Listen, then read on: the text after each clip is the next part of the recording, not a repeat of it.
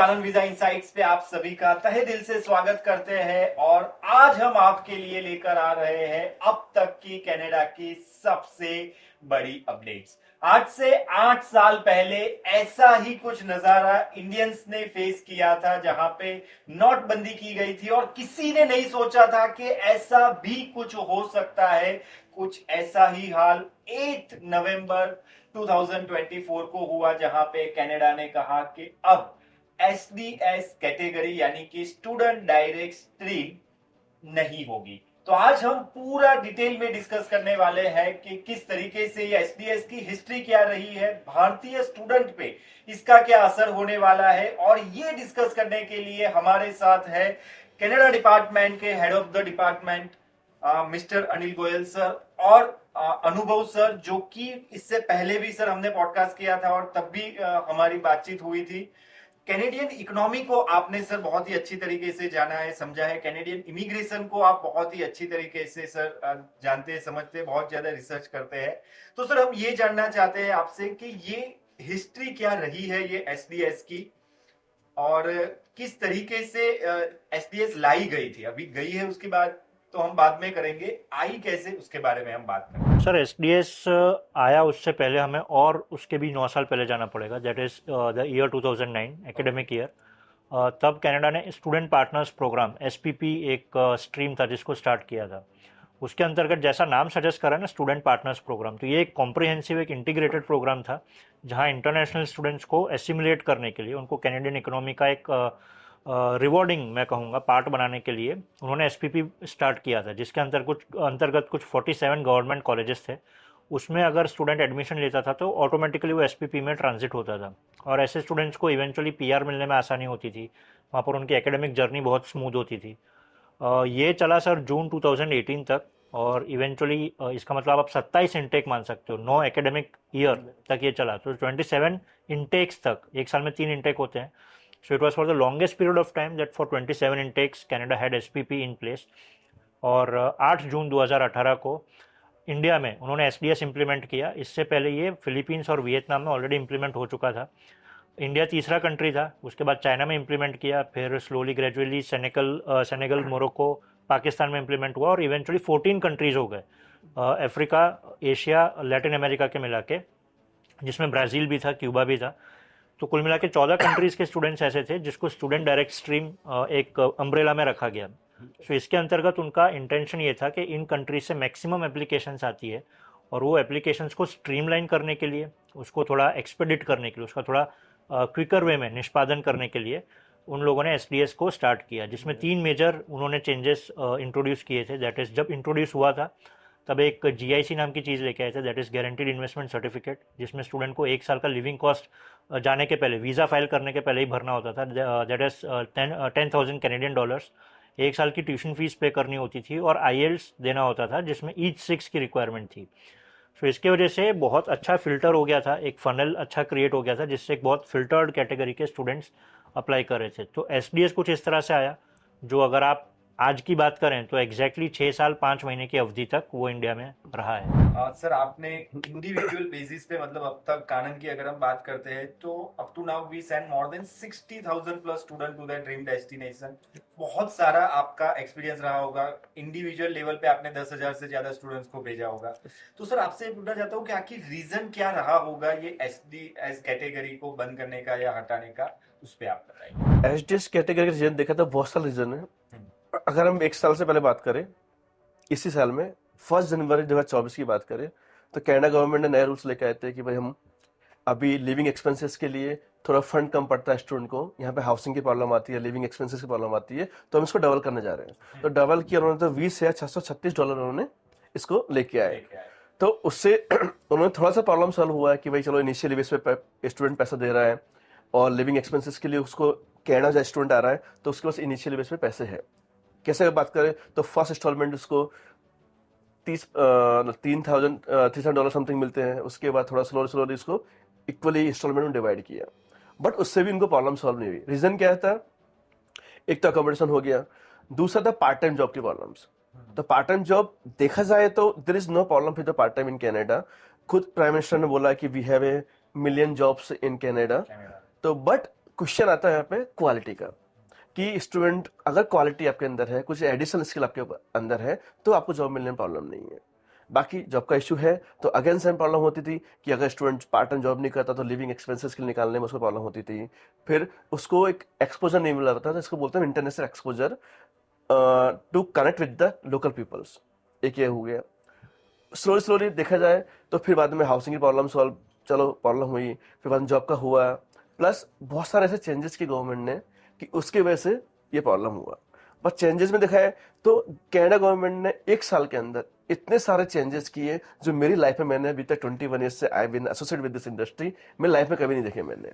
तो इतने सारे चेंजेस लाना, वो भी एक साल के अंदर, पॉलिसी को स्टेबल नहीं होने देने का, वो भी एक रीजन है कि आज मैंने कुछ बोला, फिर 22 जैन को कुछ नए लेके आए, स्पाउस वीजा कैटेगरी के लेके आए, फिर पीआर के लिए लेके आए, फिर पब्लिक प्राइवेट पार्टनरशिप के लिए लेके आए। इतने सारे चेंजेस किए हैं कि कहीं ना कहीं स्टूडेंट को, पेरेंट्स को, गवर्नमेंट को समझ में नहीं आ रहा है करना क्या है, रियल में करना क्या है वो पता नहीं चलता। बट एज ए कारण.co हम पूरा इसका स्टडी करते हैं, रिसर्च करते हैं, देखते हैं कहाँ पे पॉजिटिव इम्पैक्ट निकल के आते हैं, तो हमने स्टडी भी की उसके बारे में। बट कुछ हम अच्छा ट्राई करने की कोशिश करते हैं तो अगेन कनाडा गवर्नमेंट का कुछ ना कुछ नया रूल्स आता है, तो उसका इफेक्ट इतना आ रहा है कि हमने रिसेंटली देखा, कल ही 8 नवंबर को रूल्स आया, कनाडा गवर्नमेंट ने स्ट्रिक्टली या स्ट्रेट फॉरवर्ड बोल दिया है कि now we have close the HDS category, student डाइट स्ट्रीम।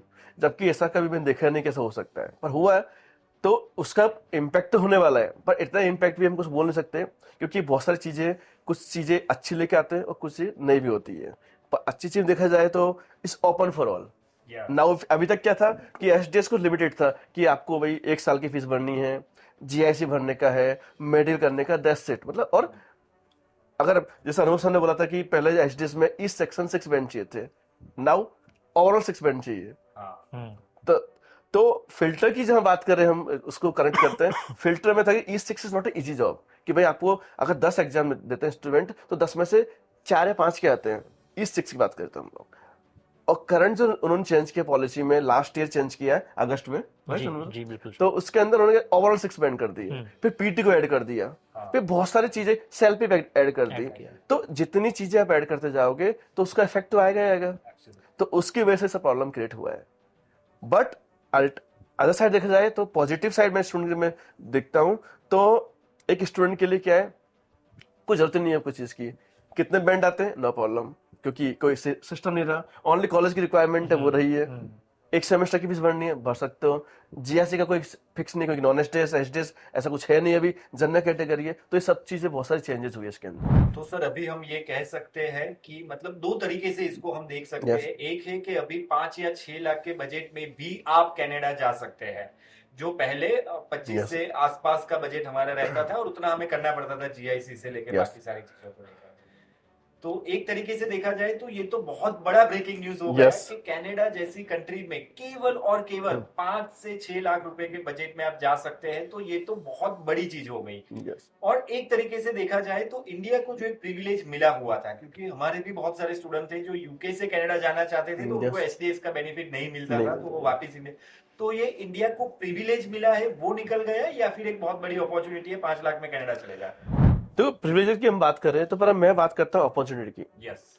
आज के टाइम पे अगर कोई गवर्नमेंट ने कुछ चैनल लेके आए, और लेके आए तो बहुत क्लियर उन्होंने मेंशन किया है कि now we have closed HDS close किया है, कनाडा स्टूडेंट वीजा क्लोज नहीं किया है, वो ओपन फॉर ऑल है। अभी उन्होंने क्लियरली लिखा है कि we want to make a ऐसी पॉलिसी जो फेयर हो, सब कंट्रियों में हमको भेदभाव नहीं करना, कोई स्टूडेंट में नहीं करने का, सबको हमको एक क्लियर दिखाना है। तो उसके बेस पे अगर देखा जाए तो ये पॉजिटिव न्यूज है, स्टूडेंट के लिए भी है, पेरेंट्स के लिए भी है, और अपनी इंडस्ट्री के लिए भी है। क्योंकि ऐसा कोई सिस्टम नहीं रहा अभी कि स्पेसिफिक कनाडा के लिए अलग से रूल्स है या फिर एचडीएस कंट्री के लिए अलग से रूल्स है। अभी सबके लिए कॉमन है। अगर मैं यूके में स्टडी कर रहा हूँ अभी करंटली, और मुझे फर्दर स्टडी के लिए कनाडा जाने का है, तो डेफिनेटली अगर मैं इंडिया से अप्लाई करता हूँ या फिर यूके से अप्लाई करता हूँ, सब कुछ सेम हो गया है। और बजट का ज्यादा इश्यू आता, कंसर्न आता था, जो भी हमने देखा बहुत सारा टाइम से कि स्टूडेंट फेस करते हैं, सर बजट नहीं है मेरे पास इतना, क्योंकि 1 साल की ट्यूशन फीस भरनी है, जीआईसी भरना है, फिर थोड़ा और चाहिए मुझे फीस भरने के लिए, टिकटिंग के लिए, शॉपिंग के लिए, साथ में ले जाने के लिए। तो अगर ओवरऑल देखा जाए तो अगर जनरल कैटेगरी में, रेगुलर कैटेगरी में फाइल रखनी है अपने को, तो तो let's see the depend college क्या बोलती है। अगर एक सेमेस्टर की आप ट्यूशन फीस भरते हो 5 से 6 लाख रुपए समथिंग होती है एक सेमेस्टर की, उसके बेस पे भी आप वीजा की फाइल कर सकते हो। हाँ, अगर लिविंग एक्सपेंसेस की बात करें, जो जीआईसी है, स्टिल जीआईसी अवेलेबल है, but GIC is not a mandatory for now. Okay, but अगर जीआईसी आप करते हो तो चांसेस ऑफ गेटिंग वीजा आपके बढ़ जाते हैं।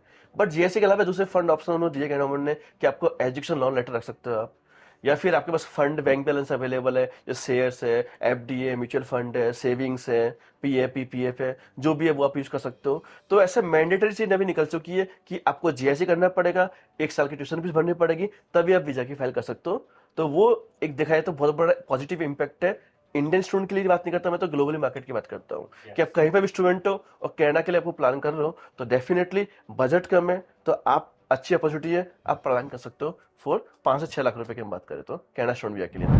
तो सर ज्यादा मतलब डिटेल में हम पॉडकास्ट करेंगे, जैसे जैसे चीजें सामने आती रहेगी तो बहुत डिटेल में भी हम पॉडकास्ट करेंगे, लेकिन आज के दिन के लिए बस मैं इतना आप लोगों से कहना चाहता हूँ कि अगर हमें स्टूडेंट को कुछ कहना है, स्टूडेंट को, पेरेंट्स को अगर हमें कुछ एडवाइस देनी है, तो कानन.co की ओर से हम उन्हें क्या कहना चाहेंगे? सर पहली एडवाइस ये है, जैसा कि अनिल सर ने बताया, कि इसमें से काफ़ी पॉजिटिव्स भी हैं जो हम डिराइव कर सकते हैं।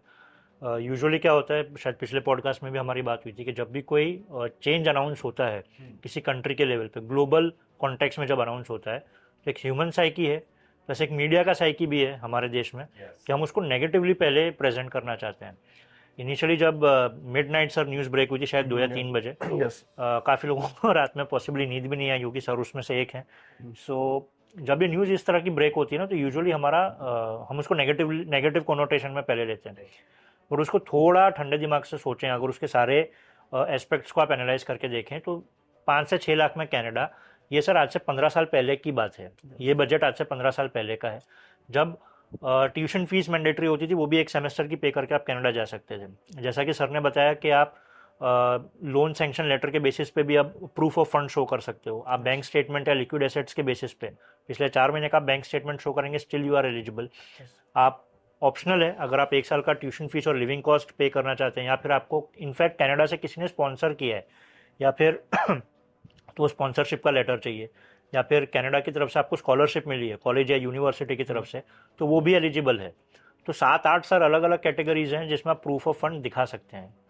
सो पेरेंट्स के लिए और स्टूडेंट्स के लिए एक समय पर, आज से इनफैक्ट कहूँ 11 महीने, जो एक बहुत बड़ा बर्डन था, फाइनेंशियल बर्डन था, कि यार 20,635 सीधा 12.5-13 लाख रुपए वो होता था। 1 साल की ट्यूशन फीस करीब 18,000 एवरेज बोल रहा हूँ, वो होता था, यानी कि 9 लाख। तो आप ऐड करें तो 21-22 लाख का अमाउंट तो यही होता था जो अपफ्रंट शो करना पड़ता था।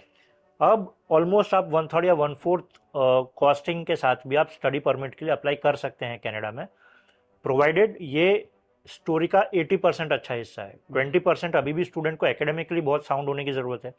उसका IELTS, PT या फिर केल सेल्पिप जो सर ने बताया एडिशनल स्कोर्स हैं, उसमें उसका स्कोर बहुत अच्छा होना चाहिए। ओवरऑल यहाँ उसकी प्रोफाइल बहुत स्ट्रांग होनी चाहिए, क्योंकि अगर फाइनेंशियली वो आपको थोड़ा कंसेशन दे रहे हैं, इसका मतलब एकेडमिकली और बाकी पैरामीटर्स पर आपको वो स्ट्रांग चाहते हैं। सो इट मीन्स के quality applicants from all around the world, इस साल कनाडा 4,37,000 बच्चे लेने वाला है, उन सभी के लिए इक्वल प्लेटफॉर्म है। सो इवन प्लेइंग ग्राउंड जिसको कहा जाता है ना, वो अब सबके लिए हो चुका है। बट उसमें मैं कितना आउटस्टैंडिंग परफॉर्म करता हूँ, जाने के पहले मेरी प्रोफाइल कितनी अच्छी है, प्लस सर इस पर भी डिपेंड करेगा उसका जो एजेंट है, कंसल्टेंट है, वो उसको कितना एबल तरीके से गाइड कर पा रहा है। क्योंकि अभी ना थोड़ी catch-22 वाली सिचुएशन है, हर एक कॉलेज हर एक प्रोग्राम के लिए हर बच्चे को अलाउ नहीं करेगा, क्योंकि पोस्ट ग्रेजुएट वर्क परमिट के रूल्स अभी आज से कुछ दिन पहले ही हमारे चेंज हुए हैं, राइट। सो उसको ध्यान में रखते हुए एक बहुत फाइन बैलेंस है, जिसको सही में समझने के लिए और 1 हफ्ता हम सबको लगेगा। अभी कॉलेजेस के बहुत अपडेट्स आएंगे, यूनिवर्सिटीज़ के अपडेट्स आएंगे, कि वो ट्यूशन फीस में 1 सेमेस्टर का अलाउ करेंगे, 1 साल का अलाउ करेंगे। So for students and parents, आप रिसर्च करिए अपने एंड पे, जितने भी रिलायबल सोर्सेस हैं उनको फॉलो करिए, और इन केस आपका या फिर आपके वार्ड का, आपके सन या डॉटर का केस अगर कानून में चल रहा है, तो आप प्लीज़ एडवाइज़र से तुरंत संपर्क करें। केस नहीं भी चल रहा तो भी आप संपर्क करें, क्योंकि हमारी तरफ से काउंसलिंग का कोई फीस नहीं है। So you can get in touch with us at any point of time, और जो भी लीगल वे में सही पॉसिबल गाइडेंस है वो आपको बिल्कुल प्रोवाइड की जाएगी।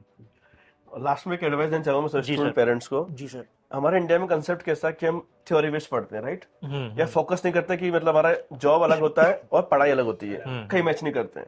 तो मेरी एक पर्सनली एडवाइस सबसे, कि अगर हम प्लान करते हैं फॉरेन स्टडी के लिए तो कुछ एक नई एडिशनल स्किल आपके अंदर सीख के जाओ, हाँ, बिल्कुल। जिससे आपको पार्ट टाइम जॉब में प्लस फ्यूचर में फुल टाइम जॉब में जब कन्वर्ट होना हो तो आपको वो स्किल डेफिनेटली काम लगेगी। Help करेगी। तो एडिशनल स्किल की एक रिक्वायरमेंट है जो मैं सब स्टूडेंट पेरेंट्स को दे रहा हूँ, 100% फोकस करो तो डेफिनेटली ये आपको काम लगेगी। Absolutely sir. तो दोस्तों, कई दिनों के बाद कनाडा से ये एक बहुत ही बड़ी पॉजिटिव अपडेट्स आई है। मतलब कि बहुत ही कम पैसों में अभी आप कनाडा जैसी कंट्री के हाई क्वालिटी एजुकेशन को एक्सपीरियंस कर सकते हैं। मौका हिंदी का बहुत ही छोटा लफ्ज है और उतने ही कम वक्त के लिए आता है। तो अभी आप सभी लोगों के पास मौका है। इंडिया की कोई छोटी मोटी इंस्टीट्यूट में भी हम पढ़ाई करने के लिए जाते हैं तब भी हमारा इतना खर्चा हो जाता है। तो पहले एक था कि जो फाइनेंशियली साउंड थे वही लोग कनाडा पढ़ाई करने के लिए जा सकते थे, लेकिन अब ऐसा नहीं होगा। सभी के लिए एक बहुत बड़ी अपॉर्चुनिटी है। 5 to 6 लाख के बजट में भी आप कनाडा पढ़ने के लिए जा सकते हैं। अभी के जो अपडेट्स आई है उसके हिसाब से हम ये कह रहे हैं। आने वाले वक्त में जो अपडेट्स आएगी उसके बाद और भी डिटेल में हम ये पॉडकास्ट करेंगे। और आपके कोई भी सवाल है तो आप नीचे कमेंट बॉक्स में लिख दीजिए। अनिल सर, अनुभव सर खुद उस सारे सवालों का जवाब देंगे। और at any particular time if you need any kind of advice तो नीचे हमने नंबर दिया हुआ है, उस नीचे दिए गए नंबर पे आप कभी भी हमारा संपर्क कर सकते हैं। तो आज के लिए बस इतना ही। ऐसी ही खास खबरों के लिए और अपडेट्स के लिए देखते रहिए कानन वीजा इनसाइट्स।